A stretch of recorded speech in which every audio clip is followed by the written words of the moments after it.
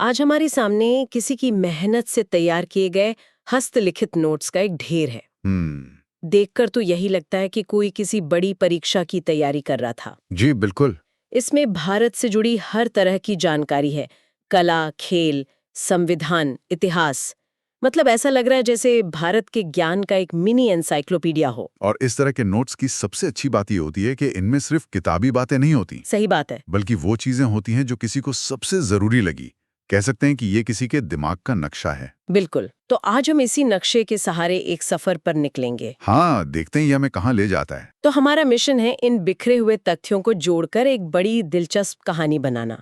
और शुरुआत एक ऐसी चीज से करते हैं जो मुझे इन नोट्स में सबसे कमाल की लगी। बताइए। केरल का नृत्य कथकली। मुझे ये पढ़कर बहुत हैरानी हुई कि कलाकार के कुछ बोलने से पहले ही उसका मेकअप हमें बता देता है कि ये हीरो है या विलेन। हाँ, ये कमाल है। हरा रंग जिसे पचा कहते हैं, उसका मतलब है कोई देवता या नायक।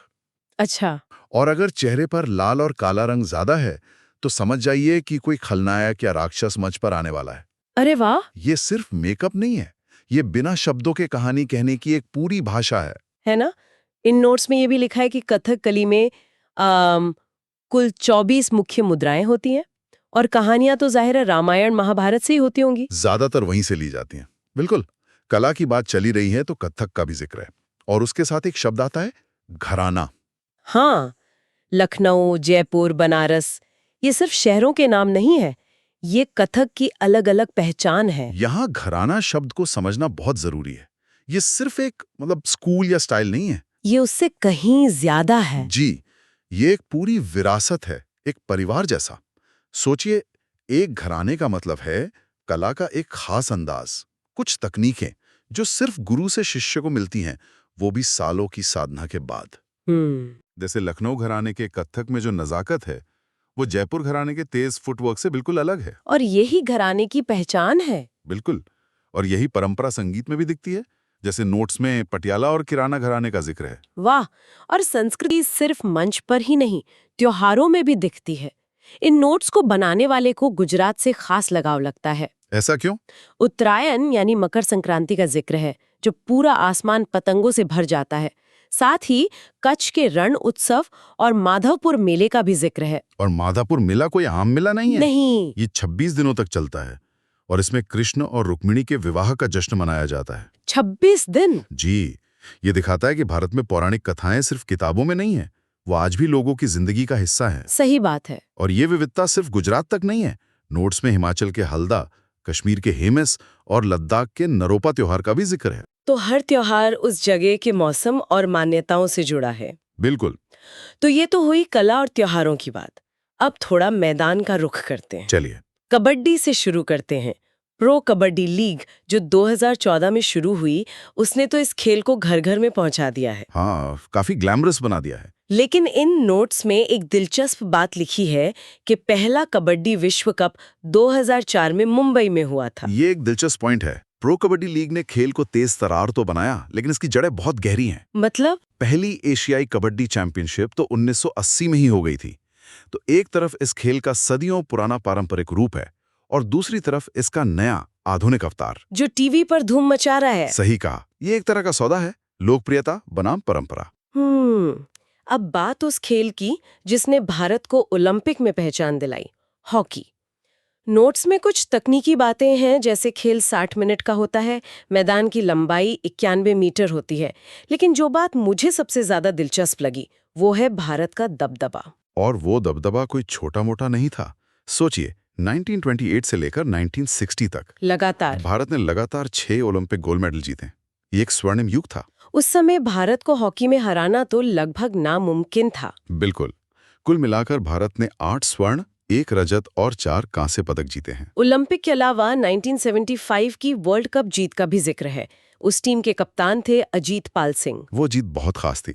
1975 में कुआलालंपुर में भारत ने फाइनल में अपने सबसे बड़े प्रतिद्वंदी पाकिस्तान को हराया था। जी, पाकिस्तान को। वो सिर्फ एक खेल की जीत नहीं थी, वो देश के आत्मविश्वास की जीत थी। उस जीत के बाद पूरे देश में जो जश्न का माहौल था वो आज भी लोगों को याद है। खेलों में अनुशासन बनाए रखने के लिए नियम कितने जरूरी हैं ये हम सब जानते हैं। नोट्स में हॉकी के कार्ड्स का मतलब भी समझाया गया है, ग्रीन, येलो और रेड। हाँ, ये ट्रैफिक लाइट की तरह है। ग्रीन कार्ड मतलब एक छोटी सी चेतावनी, संभल कर खेलो। और येलो? येलो कार्ड मिलने पर खिलाड़ी को 5 मिनट के लिए मैदान से बाहर बैठना पड़ता है, जो टीम के लिए एक बड़ा झटका हो सकता है। और रेड कार्ड तो मतलब खेल ही खत्म। हाँ, खेल खत्म। खिलाड़ी को पूरे मैच से बाहर कर दिया जाता है। ये नियम खेल को अनुशासित और सुरक्षित बनाते हैं। खेलों के इन नियमों से एक बहुत अच्छा कनेक्शन बनता है देश को चलाने वाले नियमों का। अच्छा? इन नोट्स का अगला हिस्सा हमें भारत के सबसे बड़े नियम संग्रह यानी हमारे संविधान की ओर ले जाता है, और यहाँ जोर दिया गया है राज्य के नीति निर्देशक सिद्धांतों पर, यानी डीपीएसपी पर। डीपीएसपी संविधान के भाग 4 में है और इन्हें आयरलैंड से लिया गया है। ये असल में हमारे संविधान की कह सकते हैं आत्मा या इच्छा सूची जैसे हैं। इच्छा सूची, ये अच्छा शब्द है। ये सरकार को बताते हैं कि एक आदर्श कल्याणकारी राज्य कैसा होना चाहिए। लेकिन यहाँ एक पेंच है। क्या? आप इन्हें लागू करवाने के लिए अदालत नहीं जा सकते, जैसे मौलिक अधिकारों के मामले में जा सकते हैं। तो फिर इनका फायदा क्या है? इन नोट्स में केटी शाह की एक बड़ी तीखी टिप्पणी लिखी है। जी, मैंने भी पढ़ी। उन्होंने डीपीएसपी को एक ऐसा चेक कहा है जिसका भुगतान बैंक की इच्छा पर निर्भर है। हाँ, और ये उस वक्त की बहस को दिखाता है। शाह जैसे लोग चाहते थे कि ये सिद्धांत कानूनी रूप से बाध्यकारी हों, ताकि सरकारें इन्हें नजरअंदाज न कर सकें। और दूसरी तरफ कौन था? दूसरी तरफ थे डॉक्टर बी.आर. अम्बेडकर, जिन्होंने इन्हें संविधान की आदर्श विशेषता कहा। उनका मानना था कि लोकतंत्र में सबसे बड़ी अदालत जनता की होती है और कोई भी सरकार जनता की इच्छा के खिलाफ जाकर इन आदर्शों को अनदेखा करने का जोखिम नहीं उठा सकती। तो ये दो अलग अलग विश्वास प्रणालियों की टक्कर थी। एक जो कानून की ताकत में यकीन करती थी और दूसरी जो लोकतंत्र की ताकत में। बिल्कुल। ये तो बहुत दिलचस्प नजरिया है। नोट्स में कुछ जरूरी अनुच्छेदों का भी जिक्र है, जैसे अनुच्छेद 40 जो ग्राम पंचायतों की बात करता है, ये तो गांधी जी का सपना था। जी। और अनुच्छेद 44 जो समान नागरिक संहिता की बात करता है। और देखिए, अनुच्छेद 44 आज भी भारतीय राजनीति का एक बड़ा और संवेदनशील मुद्दा है। सही बात है। ये दिखाता है कि संविधान में लिखे गए ये आदर्श आज 70 साल बाद भी कितने प्रासंगिक हैं। ये सिर्फ नियम नहीं, बल्कि एक राष्ट्र के रूप में हमारी बातचीत की दिशा तय करते हैं। अधिकारों और आदर्शों के साथ साथ कर्तव्यों की भी बात है। नोट्स में मौलिक कर्तव्यों का भी सेक्शन है, जो संविधान के भाग 4A में है। जी, इन्हें 1976 में 42वें संशोधन के जरिए जोड़ा गया था। सरदार स्वर्ण सिंह समिति की सिफारिश पर। बिल्कुल। शुरू में 10 थे, फिर 2002 में 86वें संशोधन से एक और जोड़ा गया, जो 11वां कर्तव्य बना। और वो क्या था? यह कर्तव्य 6 से 14 साल के बच्चों के माता पिता पर यह जिम्मेदारी डालता है कि वे उन्हें शिक्षा का अवसर दें। तो ये सीधे तौर पर शिक्षा के मौलिक अधिकार से जुड़ गया। हाँ, ये दिखाता है कि कैसे अधिकार और कर्तव्य एक ही सिक्के के दो पहलू हैं। चलिए अब संविधान सभा की गंभीर बहसों से निकलकर इतिहास के गलियारों में चलते हैं। हाँ। ऐसा लगता है कि नोट्स को बनाने वाले को मध्यकालीन भारत में काफी दिलचस्पी थी। विजयनगर साम्राज्य का जिक्र है, जिसकी स्थापना 1336 में हरिहर और बुक्का ने की थी। और उसके ठीक बाद मुगल काल का दौर शुरू होता है। बाबर ने 1526 में पानीपत में इब्राहिम लोदी को हराया, लेकिन भारत पर राज करना इतना आसान नहीं था। बिल्कुल नहीं। अगले ही साल 1527 में उसे खानवा में राणा सांगा की जबरदस्त सेना का सामना करना पड़ा। ये लड़ाइयां सिर्फ जमीन के लिए नहीं थी, ये भारत पर कौन राज करेगा इसके लिए थी। सही कहा। बाबर के बाद हुमायूं की कहानी तो काफी उतार चढ़ाव भरी है।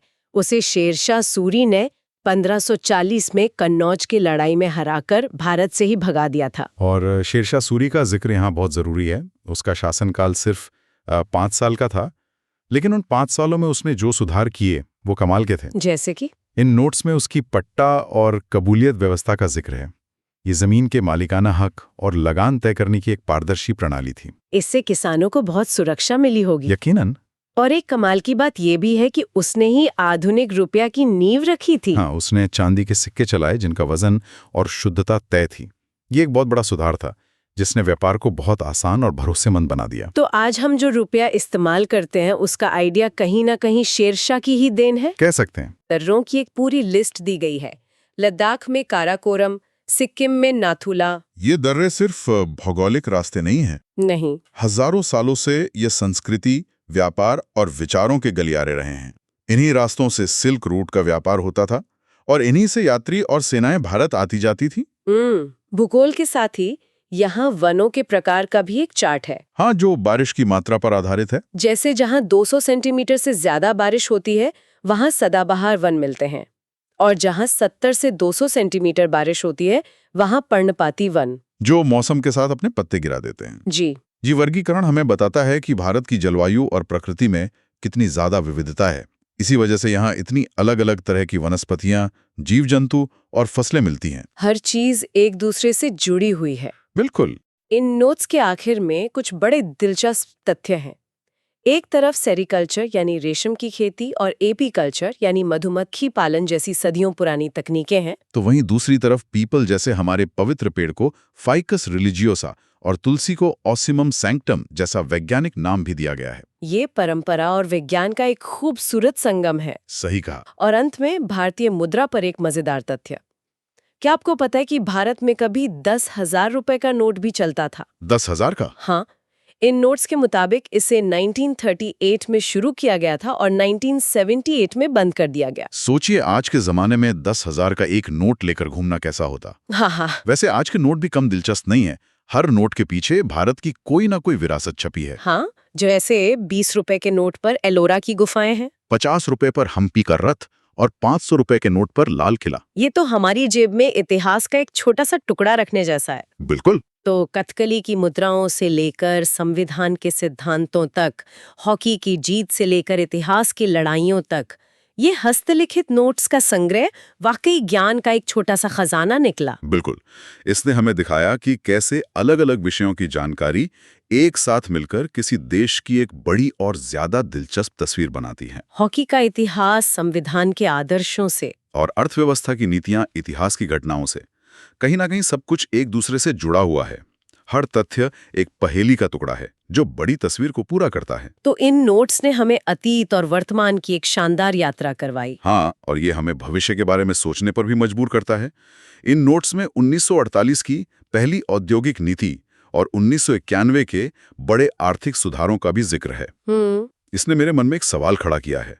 आज जब हम आर्टिफिशियल इंटेलिजेंस, क्लाइमेट चेंज और एक बदलती हुई वैश्विक अर्थव्यवस्था के दौर में जी रहे हैं, तो भारत के लिए अगला बड़ा आर्थिक और नीतिगत बदलाव क्या होना चाहिए?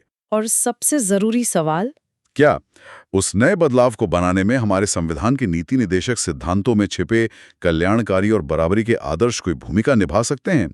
ये एक ऐसा सवाल है जिस पर हम सभी को सोचना चाहिए।